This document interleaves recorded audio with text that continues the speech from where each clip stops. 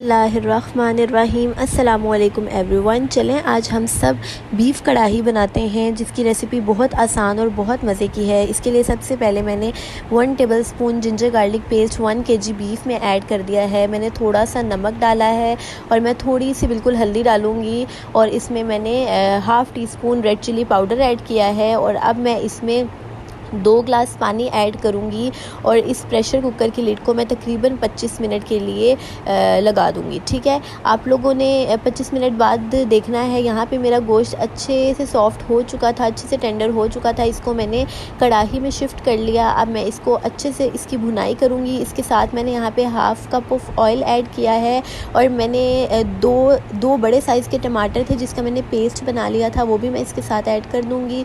और यहाँ पे आप देख सकते हैं कि अब इसमें सिर्फ स्पाइसेस की कमी है, तो मैंने इसमें स्पाइसेस भी सारे ऐड कर दिए हैं और स्पाइसेस की डिटेल्ड क्वांटिटी आपको डिस्क्रिप्शन में मिल जाएगी। और थोड़ी देर इसकी भुनाई करने के बाद आप देख सकते हैं कि इसका ऑयल सेपरेट हो गया है। अब इस स्टेज पे मैंने इसमें थोड़ी सी मेथी ऐड कर दी है, ठीक है, खुशबू के लिए।